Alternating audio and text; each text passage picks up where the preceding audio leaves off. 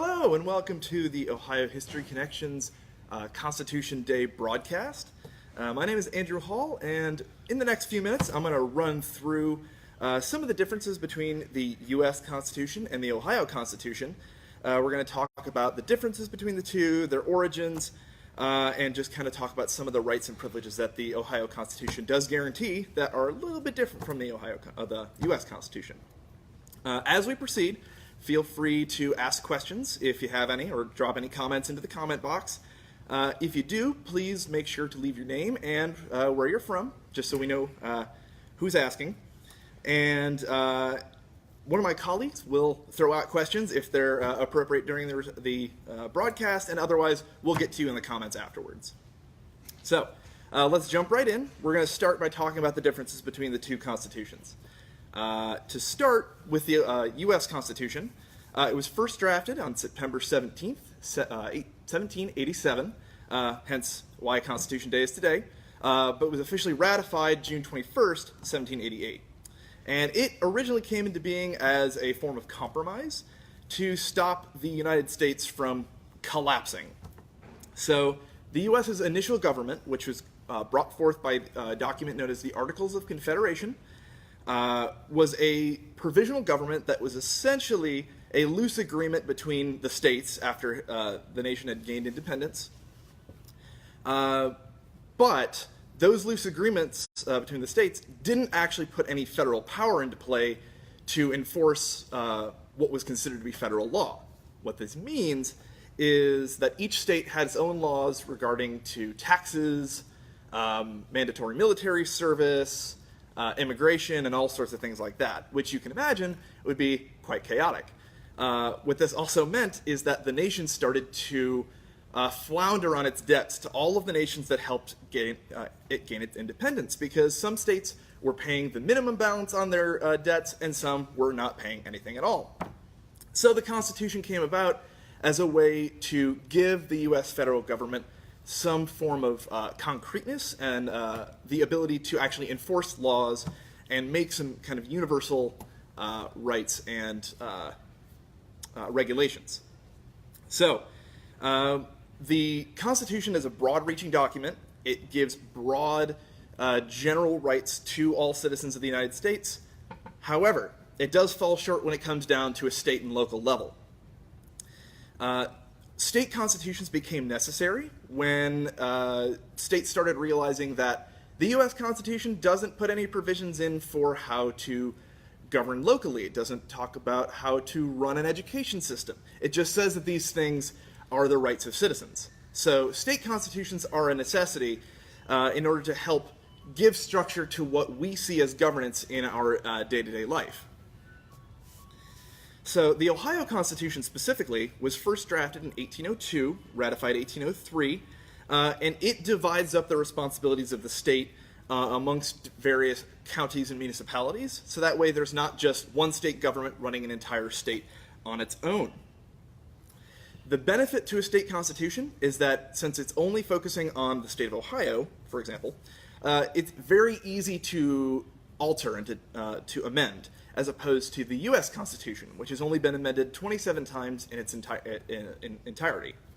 The Ohio Constitution, otherwise, has been amended dozens of times and saw major referendums in 1851, 1873, and in 1912. So it's a constantly changing and evolving document.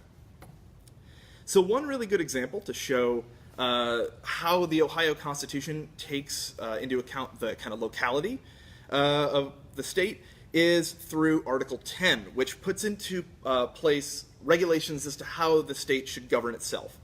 So Section 1 of Article 10 says specifically that the General Assembly shall provide by general law for the organization and government of counties.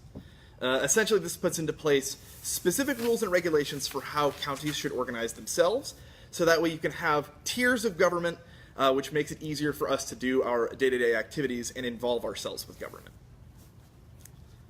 So now that we've covered some of those basics between the two, we're going to jump into some of the specific rights and responsibilities granted to you by the Ohio Constitution,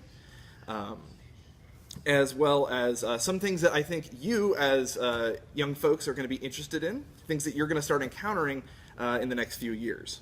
So jumping straight into it, something that you're encountering right now, in fact, is public education. So the U.S. Constitution says that public education is the basic right of every American citizen. However, it does not put any specific methodology in place for how that public education will be attained. So it's up to each state in order to develop its own education system. And Article 6 of the Ohio Constitution covers education by stating in Section 3 specifically that a provision shall be made by law for the organization, administration, and control of a public school system and of the state supported by public funds.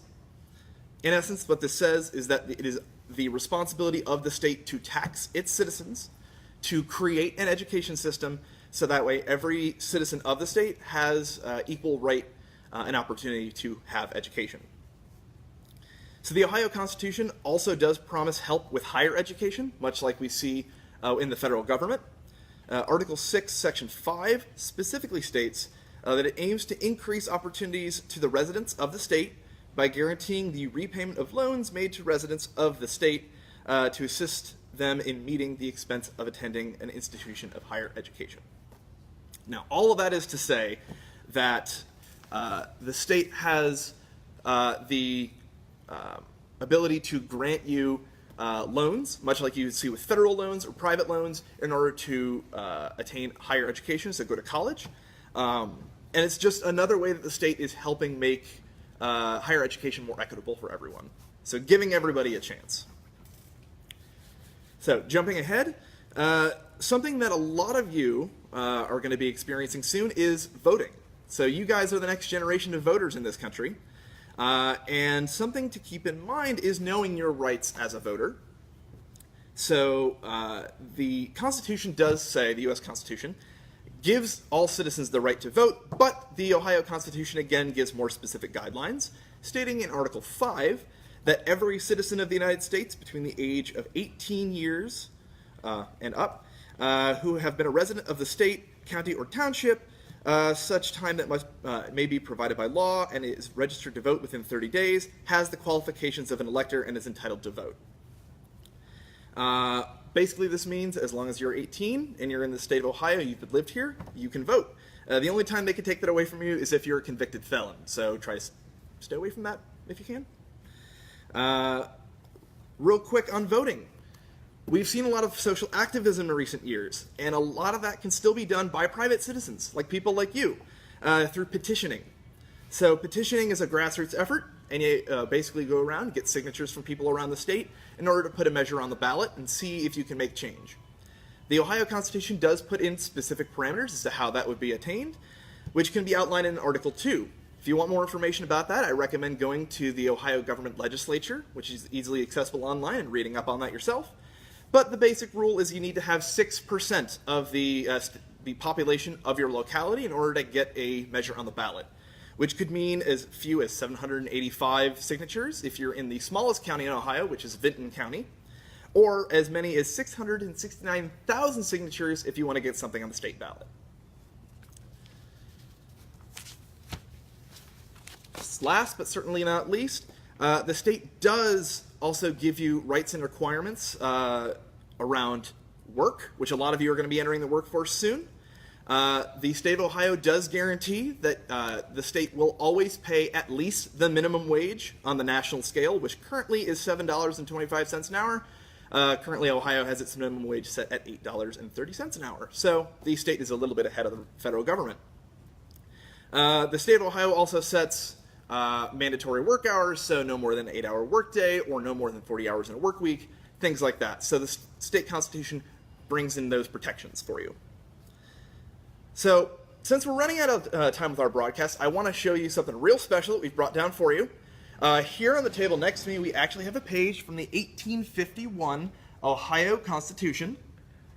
So this is the version of the Constitution that is still most used today. It's the got the most commonly used set of articles and sections.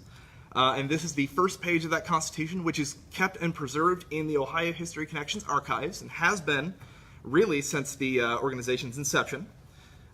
One really cool thing about this is that if you want to be able to see it for yourself, As of November, it's going to be on long-term display at the Ohio State House, so you'll be able to actually go and view that yourself.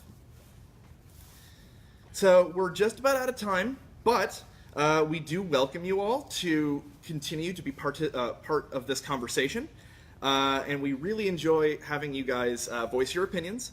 So we'll be monitoring the chat box down below. You can also join in on the conversation at Ohio History through Facebook, Instagram, and Twitter. So thank you all for joining us for this Constitution Day broadcast, and have a good day.